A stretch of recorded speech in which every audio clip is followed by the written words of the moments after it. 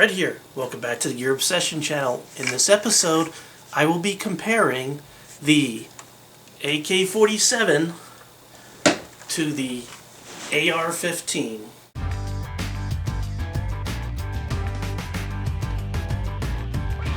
Now before we get started with this comparison, this friendly comparison, let me explain the helmet. I was at the surplus store the other day and I came across a helmet in really good shape, so I grabbed it. I didn't even know what country of origin the helmet was, but I thought it'd be cool for a video, so here I am with it on my head. And turned out to be a Swedish helmet. And the way that you can find out about, where the helmet came from is if you just Google military helmet and then go to pictures and just view all the pictures. You'll find finally the picture that matches it. Then you can click on it and get more information on it. So that's how I found out where it came from, because it was very hard. It took about a good 30 minutes. Anyway, again, this is going to be a civil comparison. And if anybody gets nasty or attacks another person in the comments, I'm going to delete your comments. So, friendly comparison, and let's keep it civil, please. Now, I have a whole bunch of points that I want to compare these rifles to each other. And those points will be accuracy, weight, length, effective range, maintenance, rate of fire, reliability, the sights, recoil and controllability, penetration and power, ergonomics, flexibility, and availability and parts and cost. So those are the points that I'm going to be comparing these two very fine rifles against each other, and we'll see how they come out in the end. Now, these were designed 10 years apart. Basically, the AK came out in 1947. It was designed by Mikhail Kalashnikov, and they're produced at the Ishmar factory there in Russia, as well as a whole bunch of other ex-Soviet bloc countries, and really everywhere else in the world, even China now. But that's where they started. Country of origin is Russia and the old Soviet Union. The AR was designed in 1947 by Eugene Stoner and was first made by Armalite, and then also other companies sort of kicked in and started making them, such as Colt and a whole bunch of others. This is a DBMS. This is an A2 version.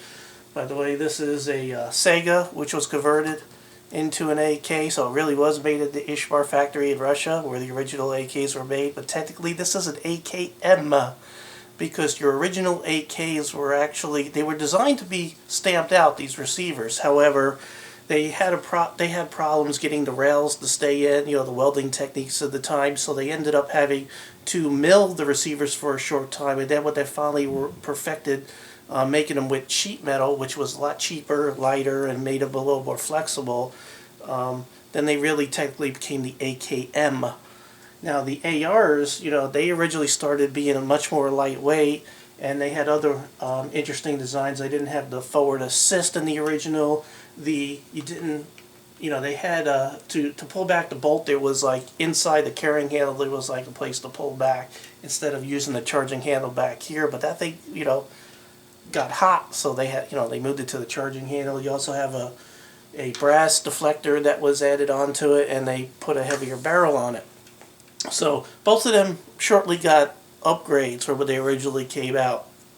But these are two pretty good examples of the first or the second generation of each of the rifles is what I happen to have. Now, both of these were made with completely different philosophies in mind.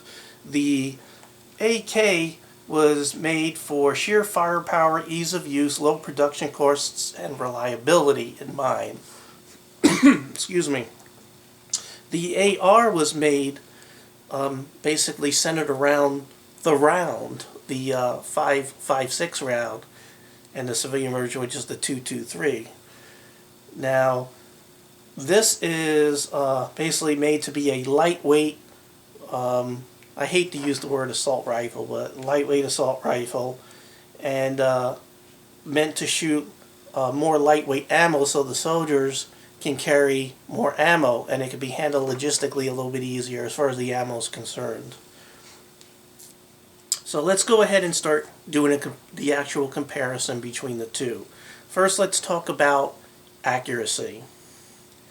The winner will be the AR. The AR inherently is more accurate. It has finer tolerances when it's built compared to the AK.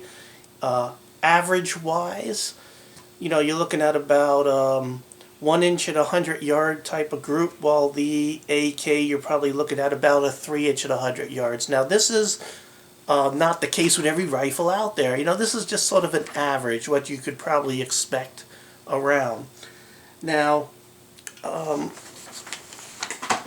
one thing I wanted to sort of point out is a lot of people say that, oh my God, the AKs have terrible, terrible accuracy. But then when you find out what they're shooting, like cheap wolf ammo, yeah, no kidding, you're not shooting well. You're using crap ammo. So you need to, be fair. That's not to say that there are AKs out there that are not capable of sub-MOA groups at 100 yards. So, but I'm just talking average. So that's one for the AR. Next is weight. Now, the AR was made to be lightweight, and it does weigh less, especially when considering carrying a lot of ammo, because the 5.56 ammo is a lot lighter. Now, strangely enough, empty, my AK is lighter than my AR, because this is a heavy barrel AR. The original ARs were a lot lighter than the A2s. But then when you factor in, 30 rounds of ammo and carry extra ammo and everything, your AR ends up a lighter weight package. So that's another one for the AR. Next is length. Now your stock AK versus AR, your AK ends up shorter. And then there are other things like, more modernized ones, because the capability of different furniture, and because you got a buffer in the AR, you can't like put folding stocks on the AR where you can with the AK, so you could get the AK even shorter in more modern terms. So overall, past and present, your AK has the capability of being a shorter rifle. So for length, we're going to give it to the AK.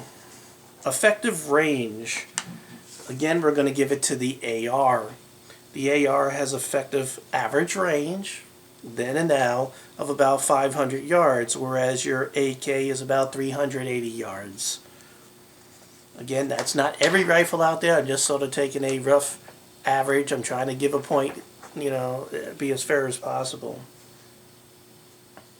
Maintenance. It is no secret that it's much easier to maintain an AK than an AR. ARs typically need to stay very wet. You got to lube them, and I'm talking about stock ARs. You have to keep them very wet in order to run properly. One of the reasons why is because this is your stock AR uses a gas impingement system where the gas comes off the gas block from the barrel back here and pushes a key on top of your bolt carrier to cycle the weapon. So you have gas going into your chamber, and if you're using dirty wolf ammo, you're really throwing in a lot of nastiness into your receiver. So you better keep it well lubed, because you're going to be burning off a lot of that lube, and you're also going to be putting a lot of dirt in your receiver. Now your AKs have a piston. You have a gas tube with a piston, which keeps the gas from going into the receiver, into the chamber. Now also, there is a lot of sloppiness in there. It's not very tight tolerances, so even if a lot of dirt gets in there, it'll still just keep on operating. It can run dry for quite some time. So as far as maintenance is concerned, this guy can run a lot longer without maintenance than this guy. Now, I know there's some modern ARs and M4s out there that that actually do have a sort of a gas tube with a cylinder in it now, so it's no longer direct impingement, and those are more reliable. But I'm trying to, on average, and sort of comparing the stock to. So maintenance, the AK gets it. Rate of fire, the AR has a higher rate of fire than the AK. So the AR gets that one. Reliability, the AK gets it. The AK has a history of being more reliable than the AR. What can I say? You have all these rifles around the world, and it's just you can look it up on the interweb, and you can look it up in books and everywhere else, and in manuals and documents. The AK is a more reliable rifle. And again, that's because of the machining is very sloppy. So it has, the tolerances are not as tight, so you trade off accuracy basically for reliability. If you have very tight tolerances, like one little speck of dirt gets in there and it can jam up the works, but not the case with the AK. Next is sights. Well, your stock sights on the AK are rather crude. Very crude. By the way, both of these are safety checked. But you have rather crude stock sights on your AK. Your AR, you have really nice sights where you can get pretty accurate, and you can do some very fine adjustments and everything on them. So your stock sights on your AR are much better and not crude like the AK. Another thing is your sight radius. Your AK, because your dust cover takes up all this receiver and it's not a stable platform to mount anything on, your rear sight's all the way up here, so you have a relatively short sight radius compared to your stock AR, which is much wider. So the AR wins the sights game. Next is recoil and control. Well, the AR is firing a lighter round. You also have a buffer tube back here in the stock with a spring and a weight that helps absorb recoil, and the inner workings are very well balanced. So recoil is very minimal with the AR. Now the AK, you're firing a more powerful round. Number one, you don't have any kind of buffer recoil way back here to help soften the blow. And also, the bolt carrier is sort of, you got a lot more weight center of gravity to the right than to the left. So when you see, I'm going to point this right at you so don't get offended. For the God's sakes, it's a camera.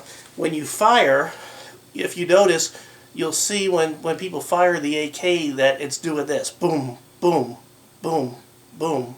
It sort of recoils, and you get, instead of a lift, you get this pull to the right. That's because you have the weight, a lot more weight center of gravity on this side, including this big bolt handle, which tends to make this thing sort of go to the right. So it takes a little more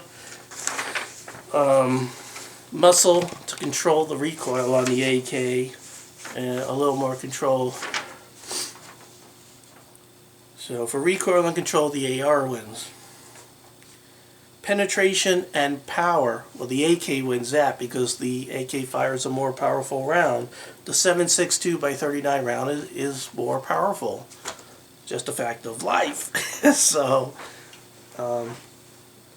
much better penetration and much more knockout power, if you like that term.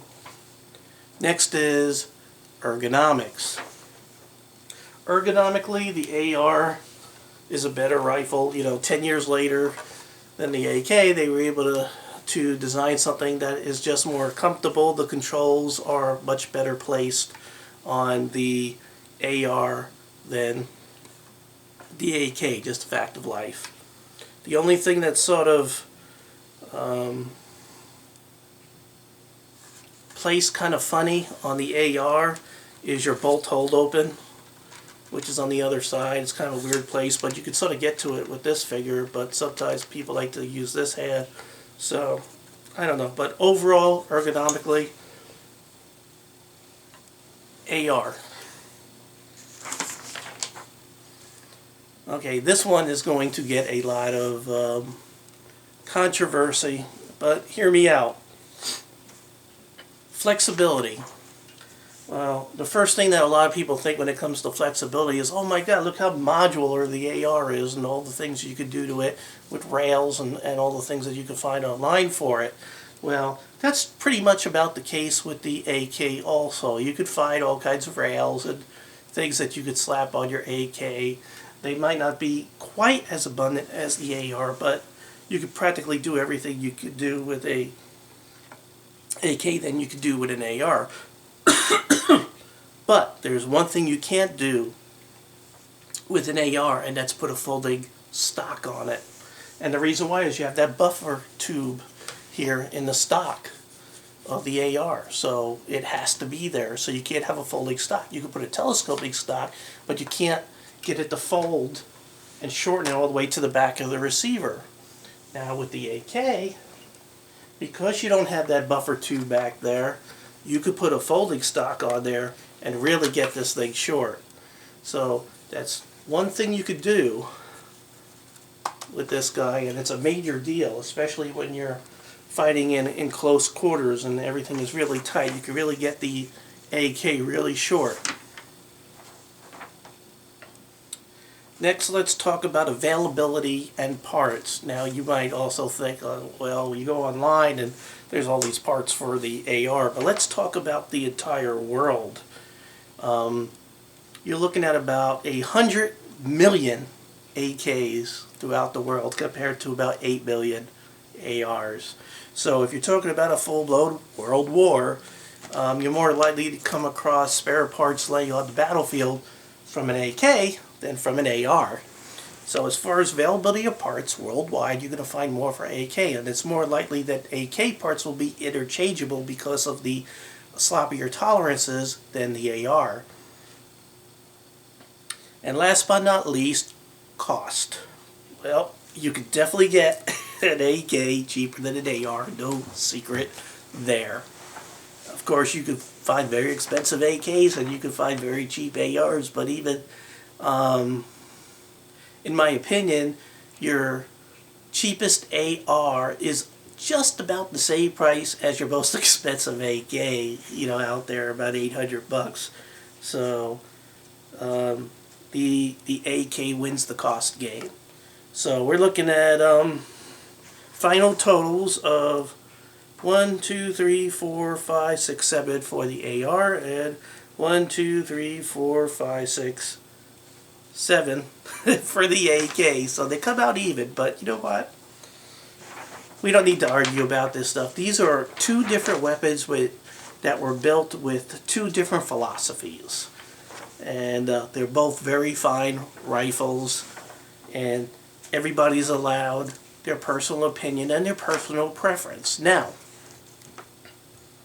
for me personally, if crap hits the fan, I'm trying to keep this G-rated, if crap hits the fan, I would probably grab the AK. But I'm not going to grab the AK with the crappy ammo. I do want to get as much accuracy as possible. So I bought an AK that has a chrome-lined barrel made in Russia. One of the better ones, the Sagas. And I did my own conversion on it, so it's really good. So it's worth, it's like an $800 AK, so I made it a pretty high-end AK. And I'm not going to use that cheap ammo. I'm going to use the really good zombie ammo by Hornady. Get some really, it doesn't have to be the Hornady zombie ammo, but you can find some really good ammo to really help with your accuracy. Don't hinder yourself, don't cripple yourself by buying garbage and then expect attack driver out of your rifle.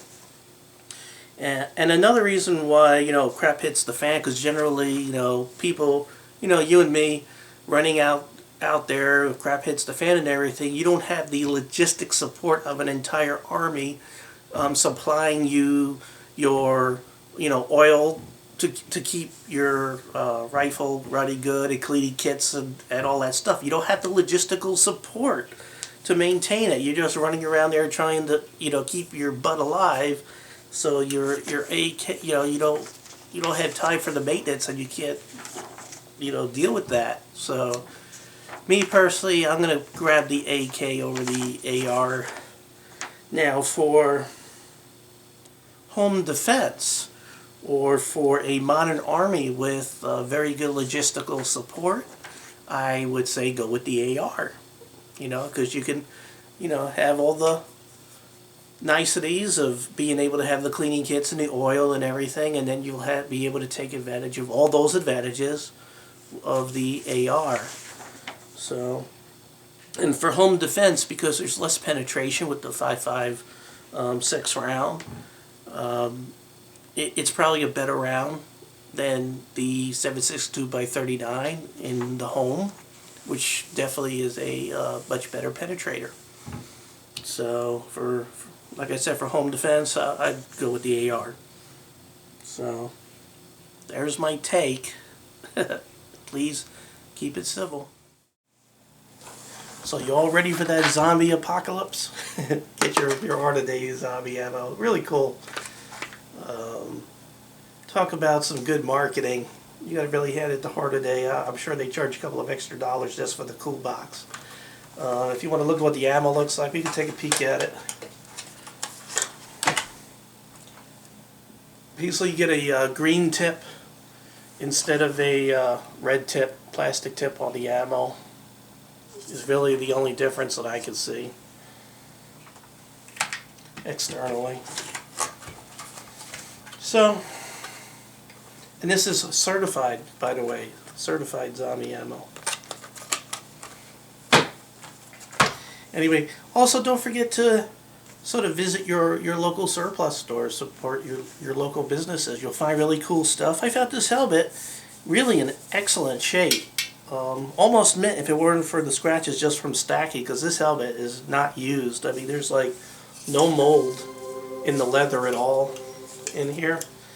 And I got it for the unbelievable low price of 15 bucks.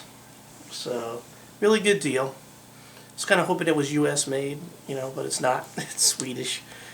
I mean, you can find all kinds of other cool stuff. I found tripwire there, and another cool thing was the Bakelite type of trays that we used to use the ships, for the mess. So you can always find some interesting things at the surplus store. So support your local business. So again, I'm going to say this one more time because I mean it. Keep it civil in the comments.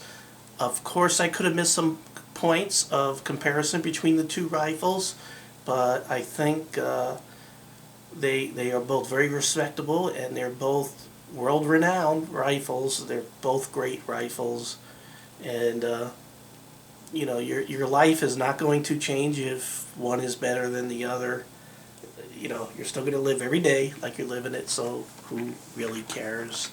Just decide which rifle is better for whatever use you want to use it with. So, thank you very much for joining me here at the Gear Obsession channel. I really appreciate every friend, viewer, and subscriber. I really do. And I hope you have a great evening.